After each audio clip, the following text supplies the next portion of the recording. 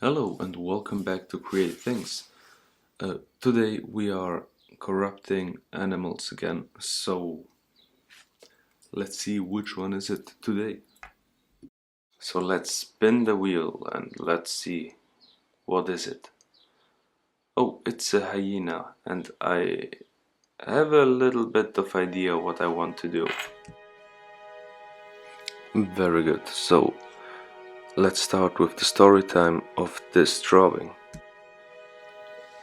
People always believed the end of the world would come through fire, or war, or disease, but they were wrong. The world did not die because of monsters. It died because of people, because humanity slowly destroyed everything it was given and called it progress. Forests vanished to build cities no one truly loved. Rivers turned black from factories that never stopped growing. Animals disappeared, while people argued about numbers on screens and pieces of paper they called money. And money, that was the strangest part of it all. Humanity destroyed paradise for paper, paper that only had value because humans decided it did. They poisoned oceans for it, started wars for it, and betrayed each other for it. And worst of all, they sacrificed the future for it. At first nobody noticed how sick the world had become. The skies slowly turned grey, summer became hotter every day, storms grew more violent, animals began vanishing silently. But humanity adapted to destruction the same way people adapt to noise. Eventually they stopped hearing it. And while humanity distracted itself with entertainment, politics, and endless consumption, something ancient was watching. Not a god, not a demon, something created by humanity itself. A reflection of greed given physical form.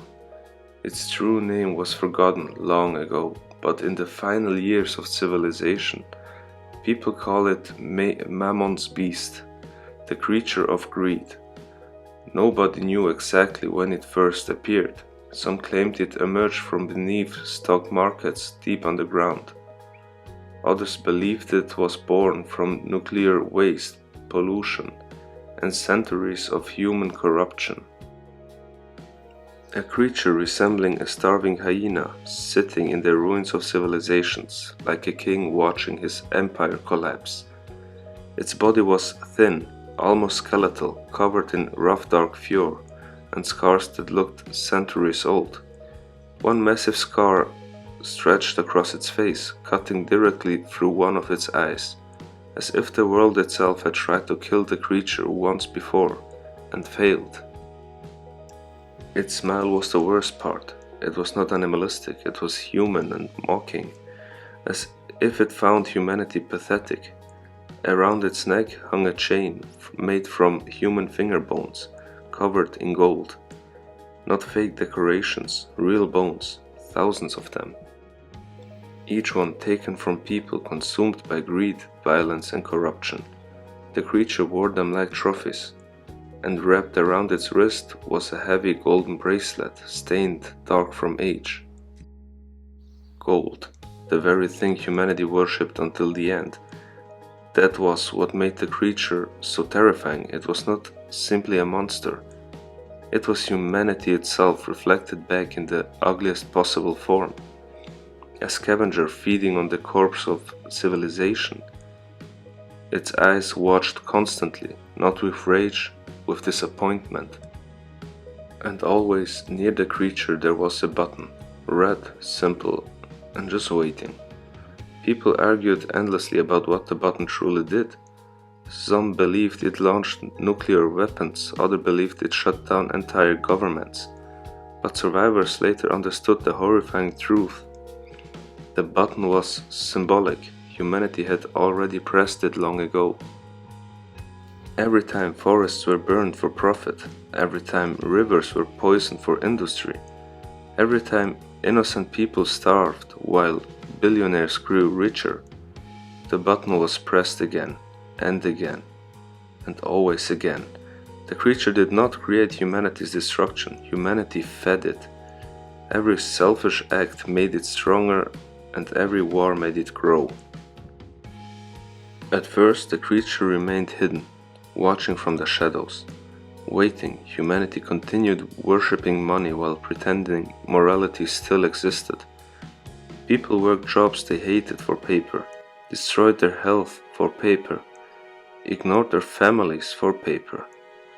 Entire lives traded away for numbers inside bank accounts. And the strangest part, most people accepted it willingly. They became trapped inside a machine they no longer controlled. Governments became corporations, and corporations became kingdoms. And human beings became consumers, not souls, not individuals, just products. The creature watched it all with amusement, because humanity blamed monsters in stories while becoming monstrous themselves. Then came the collapse. It started slowly. Food shortages, economic crashes, riots in massive cities. At first, people believed things would recover. They always had before. But this time was different. The oceans had already begun dying. Entire forests disappeared within years. The air itself became toxic in some countries. And still, the wealthy demanded more. More money, more oil, more factories, more consumption. It was never enough. Nothing is ever enough for greed.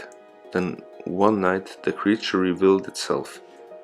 Publicly, for the first time. A massive blackout struck one of the largest cities on Earth. Power vanished completely, phones stopped working, cars froze in place. Entire skyscrapers went dark. And in the silence, people heard laughter.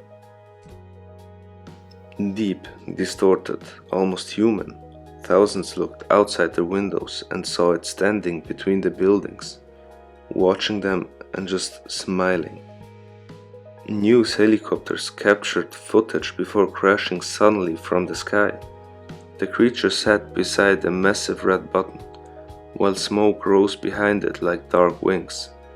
And above its head, written across the ruined walls of the city, were 3 words. Bye bye, world. Panic consumed humanity instantly. Religions called it judgment, governments called it terrorism. Scientists searched desperately for logical explanations, but deep down, everyone already knew the truth. The creature was real because humanity created it. Over the following months, civilization collapsed rapidly. Wars erupted over resources. Entire economies failed. Countries turned against each other. And everywhere humanity's greed appeared most strongly, the creature followed. It never attacked directly. It simply watched, and somehow people destroyed themselves around it. Riots, violence, mass hysteria. As if the creature amplified the worst parts of the human mind. Survivors claimed its eyes caused something terrible. When people stared into them too long, they saw themselves truthfully for the first time. Not the version they pretended to be, the real version. Selfish, fearful, greedy. Most people could not handle it. Some went insane instantly. Others became violent, because the hardest thing for humanity was never surviving monster. It was confronting itself. As civilization burned, small groups of people fled into forests and abandoned mountains far from the cities.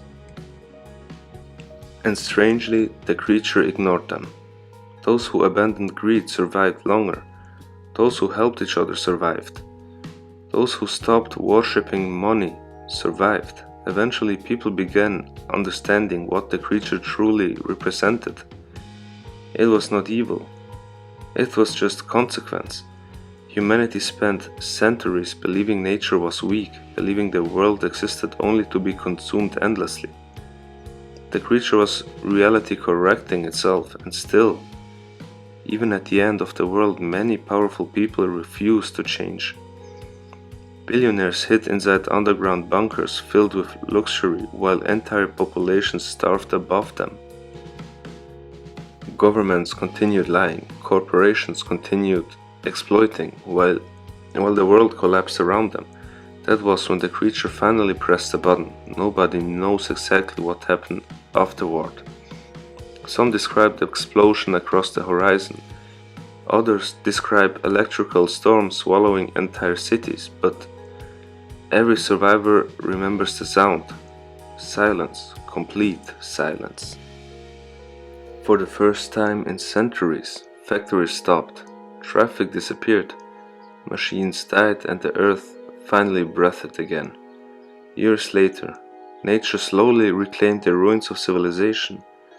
Forests grew through abandoned streets, animals returned to places once drowned in smoke, and the world began healing.